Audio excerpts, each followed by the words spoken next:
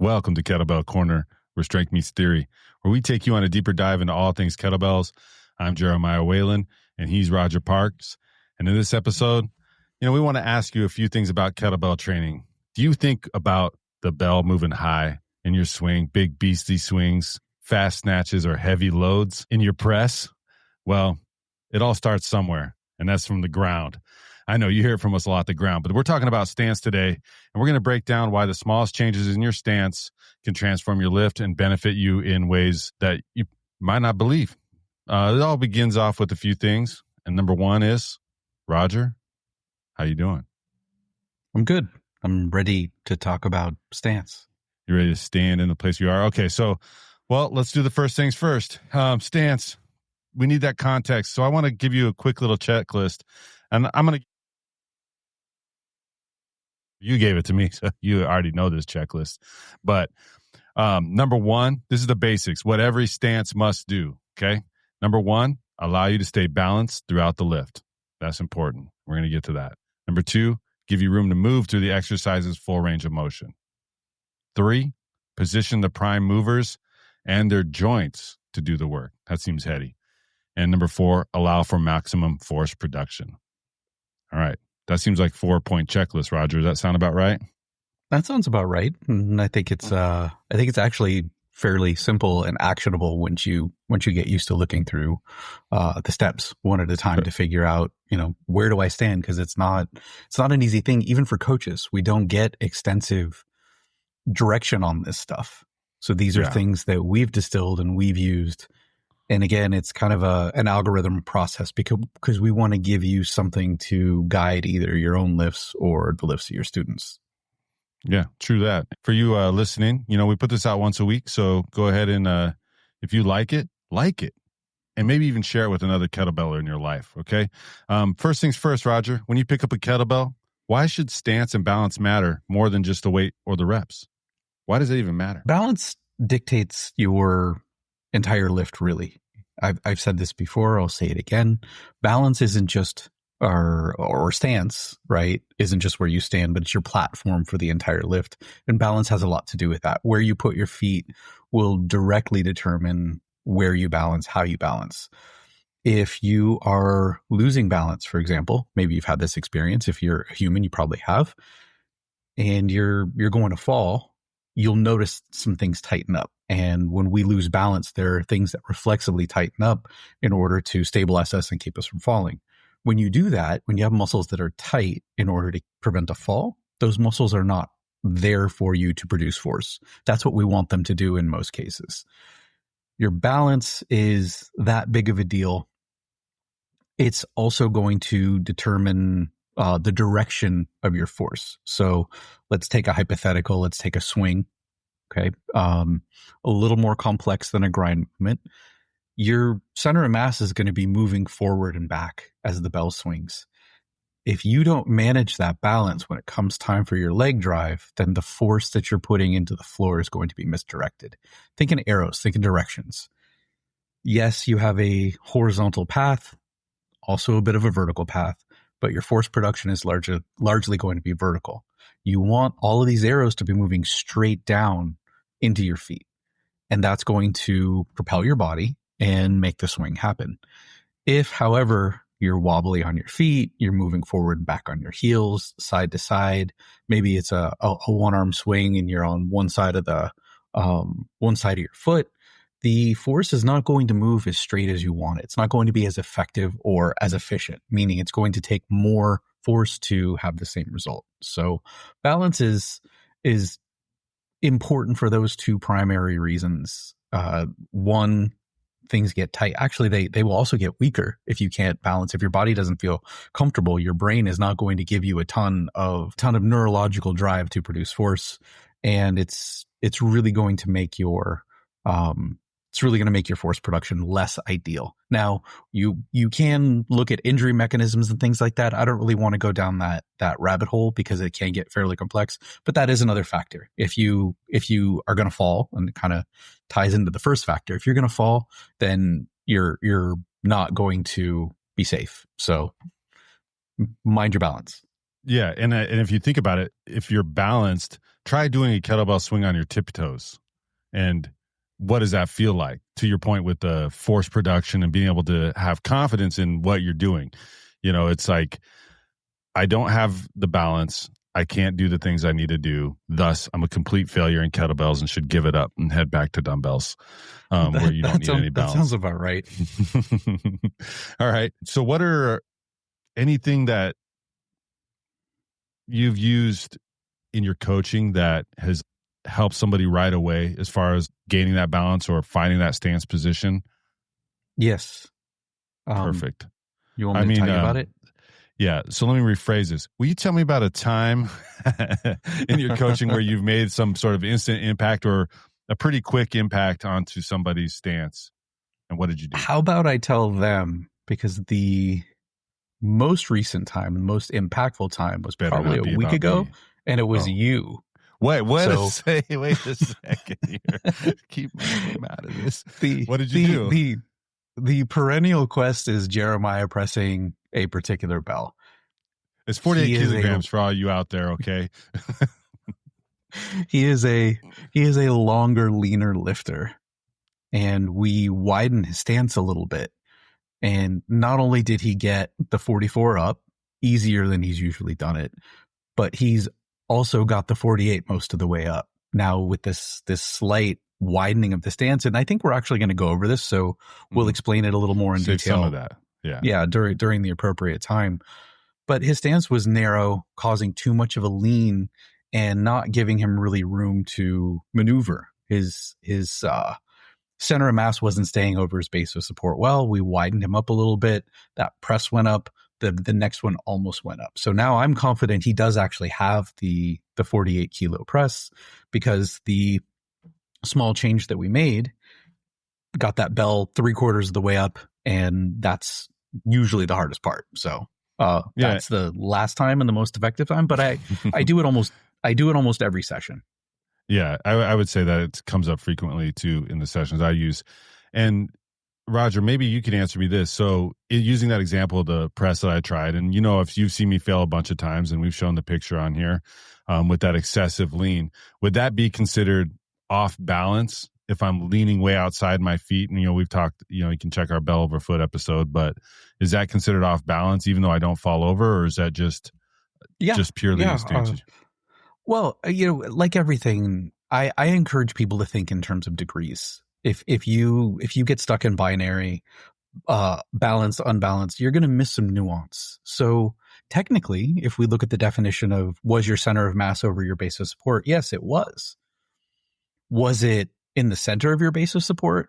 No, it was not. It was on the edge. And that is why you had to lean to such a great degree, that you needed to find a way to keep your mass over that base in order to link the bell to the floor, which is where your feet happen to touch it. So we need to think about widening that base of support, giving your center of mass more room to hover more toward the middle. That eliminated the problem. So you weren't losing balance in the conventional way of, hey, I'm about to fall, but you were not as balanced as you could have been, which means your force production was lacking.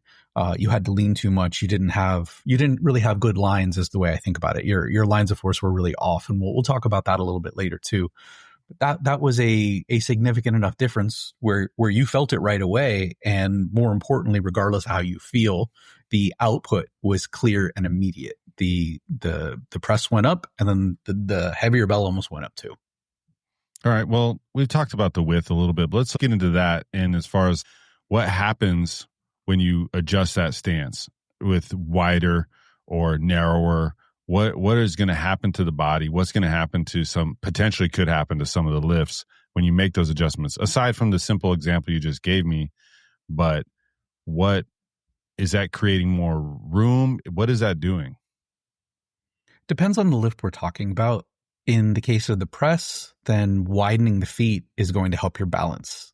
You're going to have more room for your center of mass to stay over. Your base of support will be broader, so it's going to be easier to stay better balanced. So that's one.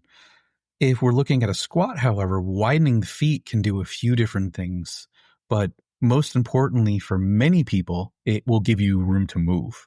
So that is important for some people. Again, it's really hard to talk about this stuff without context. For some people, widening the feet, broadening the base, widening the stance, if you want to call it that, will give you more room in your hips for you to be able to squat, which is why it's common for people who I train who are newer and maybe, they go from a more sedentary lifestyle. They're not working out much. Often what happens is they want to get their feet really, really wide in a squat, and in most cases too wide. But the width is usually creating space to move into, which is an important part of the lift. If you don't have space to move into, you can't drop down. So if you were to take a really extreme version of this, do a squat with your normal stance and then do one with your feet right next to each other. You probably aren't going to get down as low. And even if you were, you wouldn't be able to execute a full goblet squat, or at least not to the same depth, because your arms would run into your legs. So this is another really, really important thing. It's super simple, but I think people miss this. It usually is with a squat. It's usually with a goblet squat. I think, am I standing in the right spot? And the movement objective is to squat down a bit lower than they are. That's the range we've found that they can accommodate, and that was their own stated objective. But they can't do it because their junk is in the way. Something's bothering, something's physically impeding the space. Your arms and your legs can't occupy the same space at the same time without causing you severe bodily harm. So think of it in that ridiculous of terms.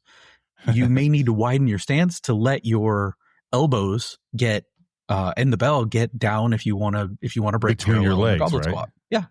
Yeah. Otherwise, you're right. Unless you can like move through your femurs, but those are pretty thick bones. Sure. Look at the getup too. One more quick example. If you look at the getup, people often get tripped up because they're too far apart or they're too close together.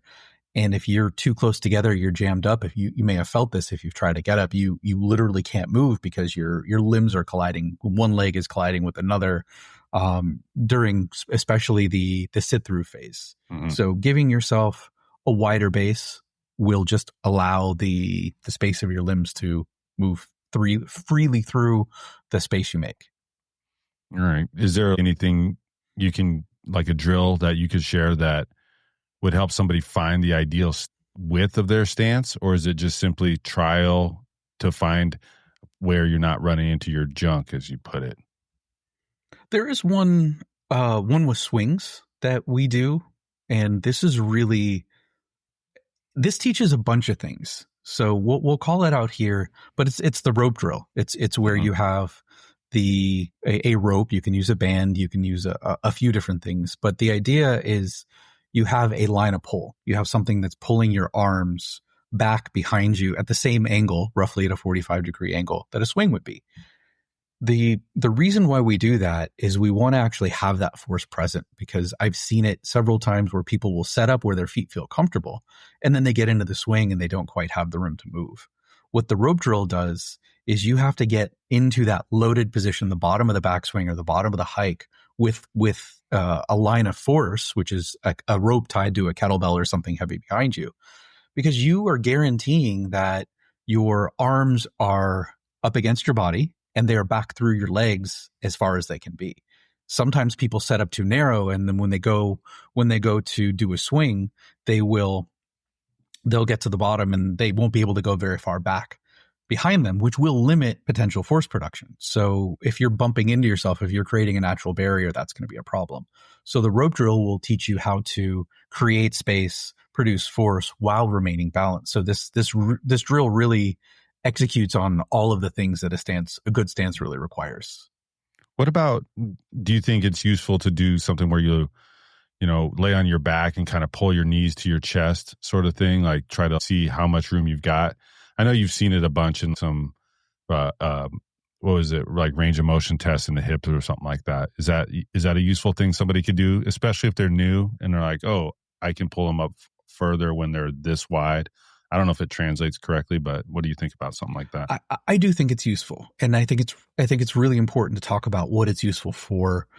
It's not a proper diagnostic. You're not going to be diagnosing what's going on with a joint. It's not enough information, but it is some information.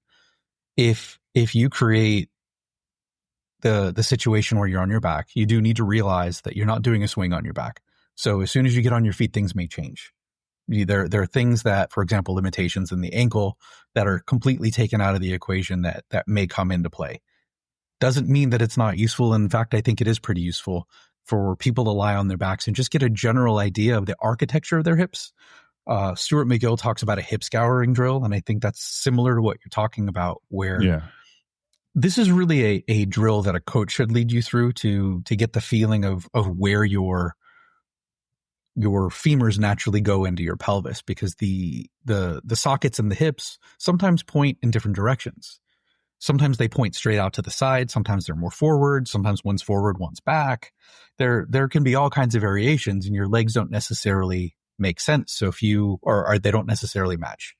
So if you're lying on your back and you bring your knees up towards your chest, you have an idea what position the leg should be in to get the maximum range of motion. So if you're lying on your back and you bring your knees straight up, you're probably going to find your knees get up to a certain level. And then as you go wider, they're going to start coming closer to your chest or your head or whatever landmark you want to use to mark that. And then as you keep going wider, they're going to start to move away from you again. So you're going to see this arc. And if you bring the knee up as close as it gets, it's going to be a good indicator of where your legs may want to be. But again, that's not the full picture. If you have someone with narrow hips and a wide torso or vice versa, then these pieces may not match. So your hips may want your feet to be a particular width, but your upper body doesn't necessarily fit in that gap, which means in order to not violate one of these stance rules, you're going to have to go wider in order to give yourself room to move. Yeah, and I think there's something important in there that you mentioned, which is really good, is not everybody's hips going into the socket are the same. So just taking some general advice from any rando on the internet saying, oh, you must stand like this, is probably isn't a great idea, because that might be what works for them, but it may not work for you. It may not track well for you when you go to do a movement, and I think that comes later when we talk about joint positions and stuff like that, which could be now. You found your hips, but what about a common thing in the stance and the way that people do things? We want to get force, right? We want to generate maximal force. And sometimes you're going to hear people say things like, oh, your shins, and let's go with swing or snatch. It doesn't matter. Some ballistic movement. Your shins need to remain vertical throughout this whole movement. And what is that ever true? Is that important? Do we need to just do away with that talk altogether? Where should a beginner approach this sort of thing? From a beginner standpoint, I don't mind it terribly, but I do think it's misleading that the shin should remain vertical really starts to defy the laws of physics, whether it can or it can't. If you're going to push into the ground, then you're going to need what some people talk about as a positive shin angle. A true vertical shin is going to have the shin completely vertical, which is probably going to bring your muscles into a position where they can't activate much or well, and may even pull you off balance. So I've never personally seen in hard style. Now, sport style is different. Sport style will bring the bell higher. I will often see with some of their pendulum swings, the lifter will get up onto the toes. Different animal. I don't know what I'm talking about, so I'm going to leave that alone. So totally different stances right there. Yeah. So let's restrict this to hard style. And in hard style, I've never seen a vertical shin. And sometimes the mandate to have a vertical shin can lead to errors or can lead to positions that are not healthy for a lifter. It's important to remember that many cues, especially when you get into these dogmatic kettlebell things, they are there for a reason. Excuse me. They're there for a reason that we should not ignore. But the reason they're often there is because the pendulum had swung too far one direction. And I think at one point people were doing what's called squatting the swing. I don't know exactly what that means, but what I think it means is that there's too much vertical force production and not enough horizontal. Now, all the force production, really, the meaningful force production is going to be vertical, but then you have torque which happens, and we don't want to really get into the force profile of the swing, but a response to the vertical shin thing was the back ended up being too flat and people lost touch with the floor. They didn't understand that you need to push your feet down. This would get people to get to the point where their backs are parallel to the floor or maybe even under. If you're a new trainee and you think, oh, I've got to get the shin vertical or it's wrong, maybe you put yourself in a situation where you're off balance and fall. Maybe you go so parallel to the floor that your chest actually goes lower than your hips. And in order to come out of the hole, you have to use your low back and you hurt yourself. So these cues can be dangerous at times, but I think the main reason for the vertical shin is to encourage more of a hinge than a squat, which in most cases is going to lead to more distance, which leads to more force production. So it's I understand the intention, but sometimes the literal translation, and we were really big on translating things literally in the beginning. The same thing with, you want to hear you hear a lot about a vertical forearm, which is one of the least efficient positions in which to press a kettlebell, because the mass of the kettlebell does not line straight up. We just talked about this, I think, with the press episode. Mm-hmm. The mass of the kettlebell does not line up with the fist. It lines up outside. So a vertical forearm is going to actually be an inefficient position. The point is, these cues are there for a reason. When you do have a vertical shin, it allows you to a degree to bring the hips back, which creates more distance, and more distance can create more force. So do I like it as a dictate? No. I think people are smart enough where we say, hey, this is a little bit of this and a little bit of that, but better than that, let's just get you in the right position. I want you to feel this. I want you to feel how these muscles contribute and these muscles contribute, which is why I like to teach a squat and a deadlift when it's time to swing. That way people can get the best of both worlds.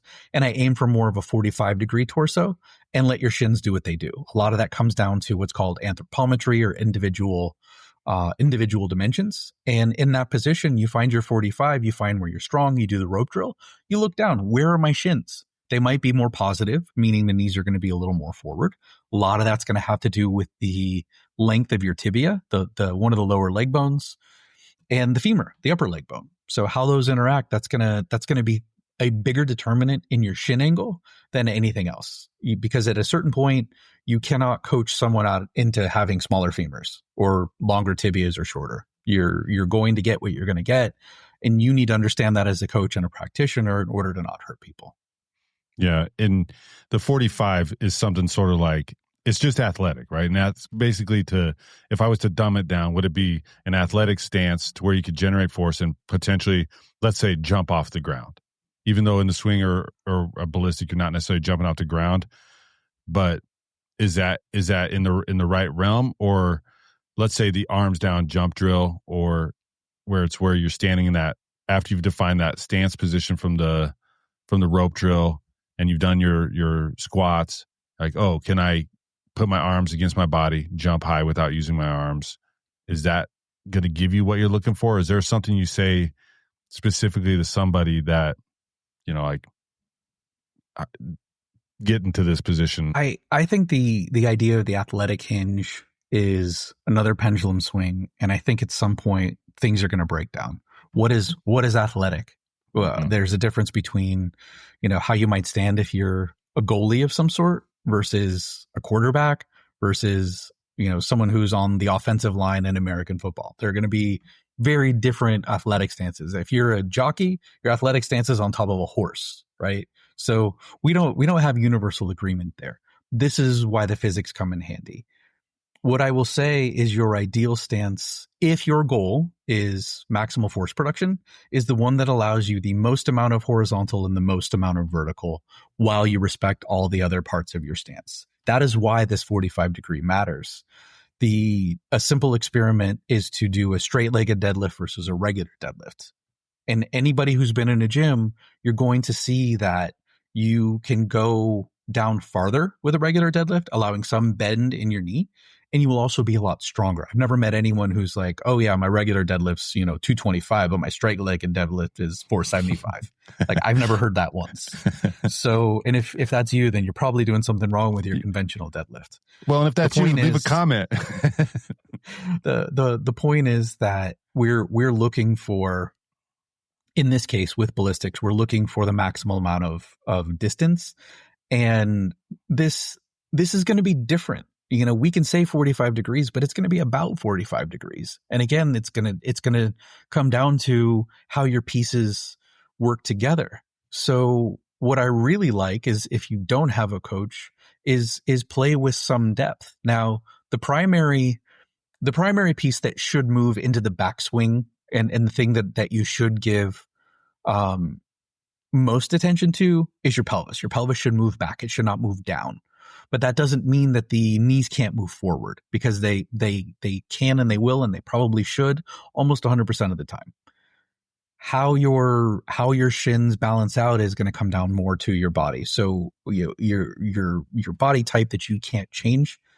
So get into a position where you feel comfortable. And again, this is why we're talking about all these steps, where you feel like you can generate more force. And sometimes it's narrower, sometimes it's wider, sometimes there's more knee, sometimes there's more hip. You really have to experiment.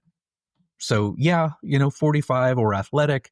I think that the takeaway behind athletic is you should feel like you can move well in that position. And I think that's a fair starting point. Rather than, having to necessarily deal with a coach or a lot of drills or measuring your femurs, because it's kind of stupid. Yeah, it doesn't have to be that complicated, right? Can you move well? Does it feel good? Are you falling over? All right. Sure. Yeah. Most people will never think about planes of motion, the sagittal versus the frontal, and maybe this isn't the place for it. You tell me, Roger, but it really changes leverage. How does that play into our stance using these different planes of motion? Is that a factor? I guess, would it be width and how you move forward and backward? Is that where this is going to play into? Yeah. And there are really two important factors I think we should call out, and let's isolate them with two different lifts. So let's start with a squat. For taller lifters who have longer femurs, they're going to need space to move. If you're doing a squat and your goal is to use your quadriceps more, especially with a goblet squat, you may find that you have a really rough time with your feet narrow. Let's establish just some basic terminology. Let's call the sagittal plane. This isn't accurate, but this is going to work. It'll work for now. Straight ahead. Yeah. That's you moving an object in the sagittal plane. The axis is actually this way, and this is where it gets confusing. So don't worry about any of that. So if you're pointing straight ahead, think sagittal. If you're pointing to the side, think frontal. And there's going to be an interaction of these two planes with most of our movements. And yes, there's going to be rotation in there too. Those are the three basic planes that we can reference when we talk about movement. If your femurs are really lined up in that sagittal plane, they're going to be really well disposed to produce force in that plane. Problem might be that, one, if you're a longer legged lifter, you don't have space to move. You can't get your arms, or let's say you're a big person, you can't get your arms through those legs. So you need to start taking your femurs oriented in that sagittal plane, so pointing straight ahead, and start to move them out to the side. This may also allow you to get into your quads more.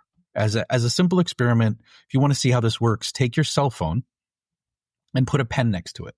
And depending upon the size of your phone, the pen will be roughly the same size as the phone. If your phone is facing straight ahead and it's flat on whatever surface is in front of you, and the pen is, let's say it's to the right of the phone along the long side of the phone, that pen is going to be oriented in the sagittal plane. And you will see a front to back measure, the length of that pen, and you can mark it on your phone. And if your pen and your phone are roughly that same length, then great, this is really easy. As you start to move that pen out to the side into the frontal plane, you're going to notice that the front to back distance of that pen is actually shorter, that you have effectively shortened this bone.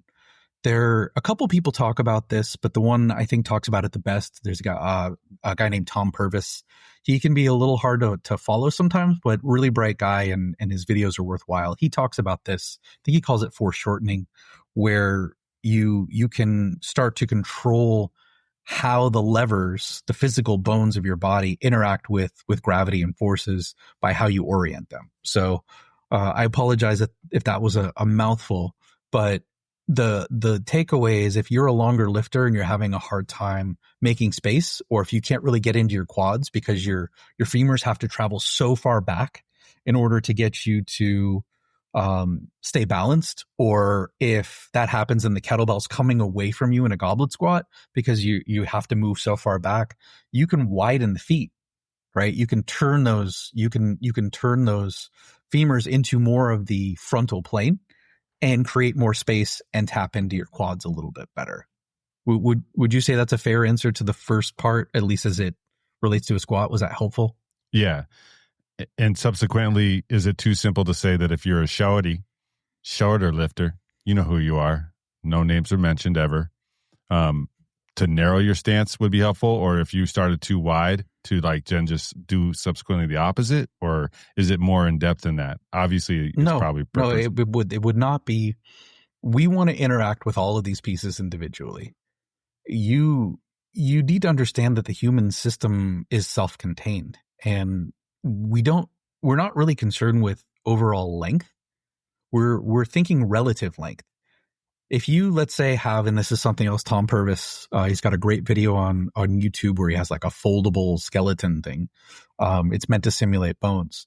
If you have a femur that is very long, but you have a tibia that's even longer, you're going to find that you can go straight up and down in a squat. You can be a pretty vertical squatter. The problem really comes in when your tibia is too short relative to the length of your femur. So, you could be 10 feet tall or you could be 2 feet tall, but it's about the ratio. Further, you got all these other complications with, the girth of your upper body. Do you have a belly? Do you have a big chest? Like, are you muscular? Are you fat? Like, what's going on? So there's so many other things that can get into this. So if you take away from this, shorter people should stand narrower, then you're kind of missing the point of going through this checklist. So I would say no, that's not okay. That's too simplified. And this is how accidents happen, and they would be your fault. My personal fault? Your personal fault. It's all on you. Well, I don't want to be at fault for anything. All right. So that covers sagittal. What about the frontal? Well, or did you cover that in that? Well, that's really the interaction of the two planes. It's a combination. Absolutely. Because if the reason why I had you do the stupid thing with the pen is the femur has a finite length that's solid.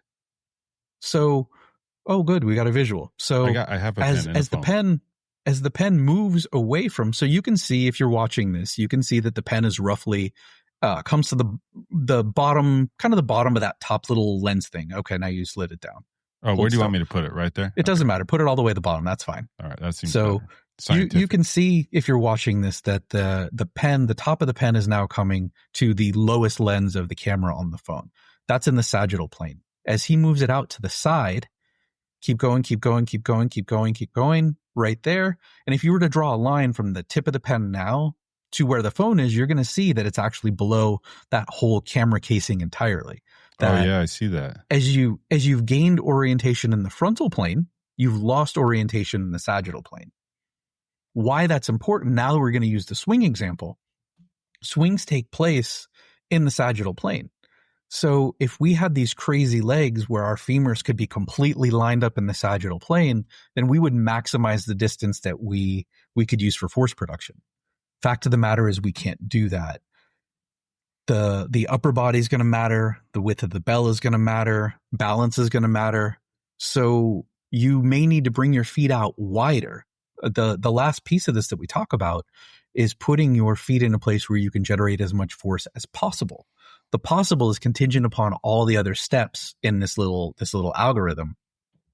So if you are using the example of the swing, if you can remain balanced, you have enough room to move, meaning your arms can go through your legs far enough. You have determined the position of the prime movers. We haven't really talked about this too much, but it's coming. And you were using the ideal muscles. In this case, you're going to use, make sure you're going to use glutes and hamstrings as well as quads. And at that point, you want your feet as narrow as possible to facilitate the width of the bell, because force production is going to be more in the sagittal plane. In this case, underneath the hips and pointing straight forward. More distance means more acceleration or more time, which will increase the force output. Well, let's talk about those prime movers, Roger. What are they? What are my prime movers? Is it vary from each lift? Yes. I mean, are we talking about the stance? Is it always going to be the legs? Is that the big factor? So in the idea of prime movers in our kettlebell stance, what are we talking about? The right stuff doing the work or what? Yeah, that's basically what we're talking about. And we don't need to go too in depth here, but the shin angle is going to influence that. So for example, when your shins are more vertical, you're likelier to have more emphasis on your glutes and your hamstrings. When your shins are less vertical, that shin angle is forward or positive, you're more likely to use more quad. And that's going to have to do with the line of gravity, which is going to pass through the center of your feet when you're standing. So that's going to be a factor. The width of your stance is also going to be a factor. So the prime mover is what you want to emphasize. So let's say you're squatting and you really, for whatever reason, don't care what muscles you're using. You're not interested in using more quad for your squat. You can keep things as they are as long as that kettlebell is held in a safe position and you're not hurting your back when you're really dipping low for that goblet squat. But if your goal is to emphasize the quads, then you're going to want to shove those knees forward a little bit. If you want to emphasize the glutes, then you're going to want to move the shin more vertical. Although there's a little caution here that when you move the shin too vertical and even behind the foot, you'll actually lose tension on the glutes and the hamstrings. You want to keep that knee centered over the foot and then move the pelvis away from it. If not, it's like, imagine playing tug of war with somebody, and every time you pull, that other person comes forward. Every time you pull, I pull, you walk forward. I pull, you walk forward. There's going to be no tension on that rope. The same thing happens when the shin travels back behind the foot because the pelvis is moving and the pelvis is moving back. So keep the knee right where it is, move the pelvis back. You're going to get more hamstring. You're going to get more glute. So that's really what the prime movers will be about. You're not going to get a crazy amount of change. So this one is not super important, but in terms of, preferring one to the other, but I do think it's important if you're trying to feel something, if you're trying to connect to a muscle, let's say, if you to like, oh, I can never feel my glutes when I do a swing. Well, watch the video. Is your pelvis moving more up and down than forward and back? Are your knees going too far forward? What's the timing like? If you can change that shin angle and make it less positive and have the butt travel back while keeping the knees over the foot, you may find that suddenly you feel your glutes, things start feeling better. Maybe your back feels a little bit better. You feel stronger. You've got better swing. So this can be a game changer, but it's going to be very context dependent. So it's a little bit hard to talk about, but I do think that is something that people should consider in their stances. If you're doing squats because you want to feel your quads, but you don't feel your quads, you're doing something wrong. Or a common one is, I only feel my adductors when I do a swing, like nothing sore except for my adductors. Well, you're probably externally rotated too much, and your femurs are probably too far into that frontal plane, and try to bring them more sagittal. And let's see if we can get some of that back into the glute. You're just a little bit of being over technical here, but your adductor magnus muscles, I believe once you pass 90 degrees, which many people will in a backswing, my understanding is that they are hip extensors. So that's one of the things that works when you go really deep into a squat. We need those muscles strong, no doubt, but you don't want to only feel those and not feel the glutes too. It usually means that something's not lined up the way it ought to be. Yeah, and if you're too externally rotated, or your legs are too, like you're kind of like duck feet and you're feeling those adductors, you're probably not able to get too far in that back position either, right? You're probably not be able to get the hips back very far at all. No. And, it might make the lift easier in some sense. You can think, going back to conventional lifting, you can think of like the difference between a sumo deadlift and a regular deadlift. Sumo deadlift has the feet way, way out. It's going to be a lot of quad. It's going to be a lot less glute because you have, also you get adductors because you have moved the femurs out of that sagittal plane, and the muscles that you want are really behind you, but you don't have access to behind you as much. You have access to the side of you and in front of you, but behind you is less, has less torque potential. So because you've oriented the way that they're moving. You're not actually now moving them aside of you, but the front of the femur is now turned in a way that its direction of pull is that way, or like absolutely right to the right or the left, whatever. And the bones themselves have rotated. There's something that when I started really looking at this stuff, the quad extension, just that simple leg exercise, seated and you straighten your legs. A lot of people can't feel that in their quads, believe it or not. Put a yoga block between the knees. What that does is it reorients the femurs. It internally rotates them a bit. You give that a little squeeze. It reorients the femur along that direction that you're really trying to move in that sagittal plane. And all of a sudden your quads are on, they're working, they're on fire. Whereas if you're seated and everything's kind of spun outwards, like I don't really feel much. I feel the side of my knees, I feel my adductors a little bit. It's hard, but I don't feel muscles. It's pesky Try that adductors. and see if you get a change. Hey, and now it's a bodybuilding podcast. This is wonderful, Roger. Well, it's all the same stuff. Week. Yeah, no, I get you. What about it is? The principles are principles. Yeah. Vice principals are vice principals. What about the knees over toes? Just real quick, and this might be a tangent, but does this apply or factor into any of the I reluctantly say correct stance positions, or is that something to consider, or is that something that just takes care of itself? It's something to consider, especially if you have potential injury stuff. If let's say your knees are really, really problematic and you can't move at all while you're putting pressure on them, the answer I don't think is to always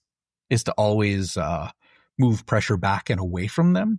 Not always, but maybe in the beginning it is. Maybe that's the only thing someone can do without pain, in which case then maybe you'll try a box squat or something sitting behind you so the knees actually travel back. Backward sled drags, reverse lunges are sometimes tolerated. Anytime where you're moving your center of mass back away from the thing that hurts can be helpful. That being said, sometimes the knees want to go over the toes just based on how somebody's built.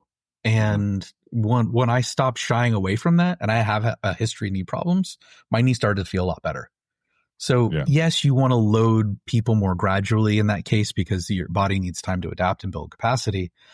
But knees over toes is often going to be a matter of just going back to that anthropometry, body dimensions. And maybe you have a specific goal. Maybe you want to intentionally load those joints to make them robust. And some people, sometimes I think it makes sense, sometimes I don't.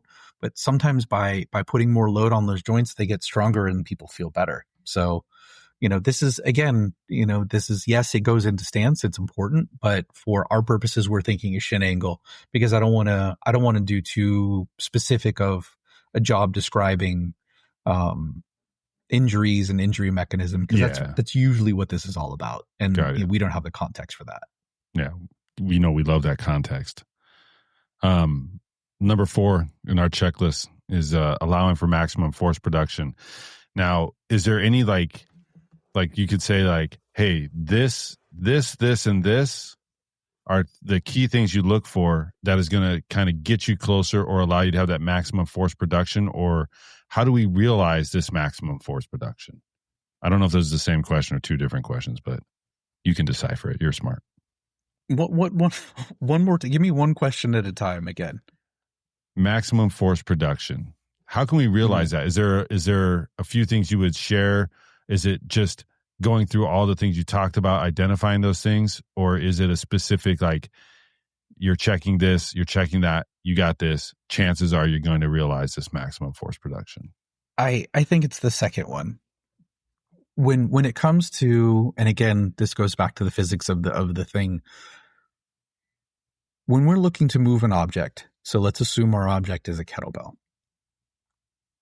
Things are going to move better when we have a straight line moving into the bell. I don't remember which episode this was in, but this is something that I've recommended people do, and that is to take a glass of water that is partially filled, put it on a countertop, and push it. When you push the center of the glass moves straight forward. That's what it's going to translate, right? All points of that glass are going to move at the same time in the same direction, more or less. When you're pushing through the center of mass really behaves like the single point that represents the entire object. If you do the same thing, but you push the glass to the side, let's say to the right, what's going to happen is the glass is probably going to move forward a bit, but it's also going to rotate toward the left. So the same, let's say theoretically, it's the same force from your finger, is going to be less effective at moving that cup from point A to point B. So this is true of objects. Where it gets a little tricky is this idea of torque. We don't apply force. So one really has to do with the kettlebell. It's more of an external focus. We don't apply force directly with joints all that often, meaning in straight lines. That our joints move around an axis. There's some distance between, let's say if I want to move my shoulder, if I had some kind of weird elevator mechanism and my shoulder can move straight up, then cool, there would be no torque, but that's not the case. I have a humerus that has length and I've got a shoulder joint. So when I'm using my shoulder joint to produce force, distance is going to matter. And that's where you get force and distance. That's where you're really getting torque. Torque is, it's force moves in straight lines, but when it has to move through some object that pivots, you get torque, and that's where distance matters. And to really get screwy, you can think about this in two ways. You can think about the torque that gravity is exerting against you. So you treat gravity like a force moving straight down. When that force moves through more distance, then the perceived weight of the thing is going to be heavier. And the common example we'll use is if you take a small kettlebell and you hold it out in your hand straight in front of you with your arm as long as possible, that kettlebell is going to feel pretty heavy. Whereas if you bend your arm and you bring it in close to your body, it's not going to feel as heavy. So that's how distance modulates things, right? That is the stance of how do you shorten that space in order to make it so gravity is less effective at pushing you toward the ground, because that's what it wants to do. The flip side of that is, think of a door. Where do they put, what are the basic components of a door? This is not rhetorical. I want you to answer this. All right. Basic components. You got the frame. You have usually 2 to 3 hinges, mostly 3. You have a door knob, and then you have the mechanism. Okay, let's stop there. Okay. Let's stop there. Okay, so you got hinges, and the hinges are, it's a place where the door rotates, yes? Yes. Okay, so you're making a door. Where do you put the knob? I put the knob all the way opposite side of the hinges. Yes, you do, because that is going to be the place where you, as the lifter, can exert maximum torque, right? You're standing in front of the door and you're pushing straight ahead, but that force translates through the distance of the door. It goes from the knob all the way through the straight line, so the lever, to the hinges. And if you were to take a knob and you put it right next to, especially a heavy door, you were to take that knob and put it right next to the hinge and push on the knob, that door may not open. Yeah. Right? So it's like those fancy rich people doors.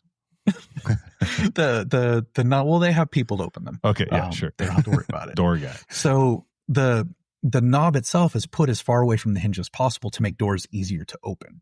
So torque can go both ways. And this is my long rambling answer, and it's your own fault, that we need to consider in which position can we use our bones to most maximize leverage or torque in order to move an object, and in which case might I want to minimize the impact of gravity on me, while remembering that force likes to move straight through a center of mass. So I'm going to kind of tie this together a little bit. So if you zoned out, this is the part that's going to matter. So let's take a press right now where we need to press through the center of mass of the bell. If I'm putting force through the bell at an odd angle, I'm going to be weaker, which is why I'm not going to press with my hand, but I'm going to push with some point on the back of my forearm. My forearm will be near vertical, but it will not be vertical, because to make it vertical, the center of mass of the bell is now outside of my hand, and I can push through the handle, but then there's going to be a lag between where the force pushes from my hand to the center of mass. I want to line up my arm with that actual center of mass of the bell, and I want to push straight through it, because that is going to give me the the truest expression of force. And I think this is one of the reasons why people want a near vertical forearm, but they forget vertical forearms are great with barbells and dumbbells, but kettlebells have an offset center. So that is by definition, that is literally the case. It's not an opinion that when you have a vertical forearm, you are actually, especially with as the bells get heavier and bigger, you are literally making it your force less effective. So that's one thing you want to think about when you're pushing. Where, why we want the bell over the feet when we're squatting. If you're squatting and you're pushing force straight down, we want that force to move into the bell. And the more that has to travel, one, there's more torque on you, but two, that force that you're using from your feet goes farther away from the center of mass, so it's less effective. The torque example, let's stick with the press. The longest a moment arm can be is 90 degrees. Okay. That's when you're looking at an arc of a joint, the longest it can be is 90 degrees. So that's in that kind of what people call the high five position. So the arm is straight out, the elbow is right next to, I don't know who high fives with their arm that far from the body, but whatever. It's a bit awkward, right? Yeah. But that's what they call that. So when the elbow is basically straight out and the elbow is roughly 90 degrees, this is when, the moment arm is the longest. So this is the hardest part of a press. This is when the bell feels heaviest and when you can exert maximum force on it. And I'm going to lean a bit.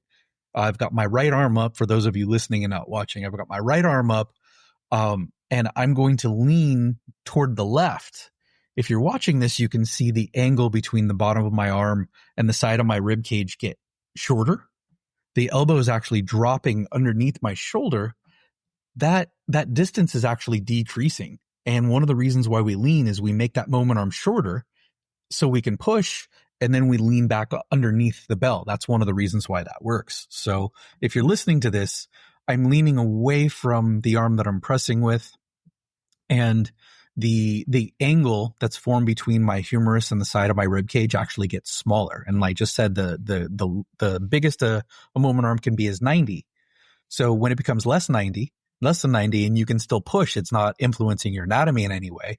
You're making that lift easier because gravity and the mass of the bell don't have as much of an opportunity to resist you. Is that fair? Does that make sense? Yeah. And for your stance with that case in point, just off that example you gave, if your feet are too narrow, your bell is going to be outside your feet. And that's why all the way back to the beginning example where you talked about me widening my feet, that's how those sort of come together and thus give you maximum force production. Yes. And you had the ability then to lean, right, and to shorten the moment arm of the press without compromising your balance. One more example, and then I think we probably need to stop talking about this. The other example, though, would be, let's look at a swing. Now, we want that distance in this case to create more force production. If we're looking at what should be the biggest, strongest muscle in your body, especially combined, you're looking at hamstrings and glutes all day. If you are dropping the pelvis more straight down and you're just relying on your quads, not only are you missing out on distance to generate force, but you can't generate the same amount of torque with your hip, with that pelvis. Yes, it is vertical force that is pushing the feet straight down into the floor.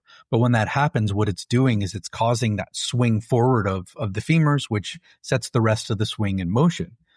And if you don't have that distance, then you are going to be less able to use these strong muscles to resist the mass of the bell. So in this case, we want to think about, okay, this is going to give me maximum force production because it's going to alter which parts of my anatomy I can use. And in this case, my glutes are stronger and my hamstrings are stronger than my quads. Yes, my quads still work. I don't want to just use glutes and hamstrings, but this is going to allow me the most torque in this instance in order to propel the bell most. So it also happens to go along with greater distance. Everybody wins. So the short part of it is you want to think about the straight lines, and then you want to think about the torque. Are you looking to maximize the torque you can generate against the bell, which is the swing example? Or are you looking to minimize the torque that gravity can exert against you, which is the press example? All right. Yeah. And if you are just going up and down, how's that bell going to go forward? That's crazy.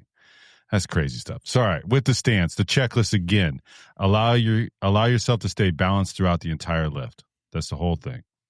Give yourself room to move through the full range of motion. Position the prime movers in their joints to do the work, just like we talked about right there, and that'll lead to the maximum force production. And if you're thinking about the hierarchy of priorities, it's balance comes first, then your room to move, ensuring the right muscles do the work, and finally that force production. So if you can get those 4 things aligned, Roger, in your stance, it's going to be a good kettlebell day. Yay or nay? Yeah. All right. Anything else? Yay. Yay. Anything else? I do want to point out with the stance with lower body moves that maximum force production is usually as narrow as possible. So if you find you can bring, if you find that you can bring your feet, whether it's a squat or a swing, if you find that you can bring them closer together without compromising any of the above steps, then that is going to be where you are likely to generate maximum force. So always think as narrow as possible. In the case of the press, narrow as possible compromised the ability to balance. Mm-hmm. So it might be fine for a bell of a smaller size, but once he got sufficiently girthy with his bell choice, he needed to go wider. So that's why we have the steps in order. It's like, okay, well, wait, didn't you tell me you want me to be as narrow as possible? Yes, but I also need you to be balanced. That's why we go through the steps in order. And that's why balance is first. All right, there it is, folks. That'll line up your stance. Get to it. Stand in the place where you can. Right there. Turn around, direction, wonder why. All right. Anyways, you know where I'm going with this. All right, Roger. Thank you for that. Everybody else, please be sure to download the Bells app. It's on the Apple App Store. And by all means, subscribe to this. Share it with a friend. And always leave us a comment or a question you have on this. We will do episodes that you suggest. So send them in. We love them. All right. And stay strong. Bye, everybody.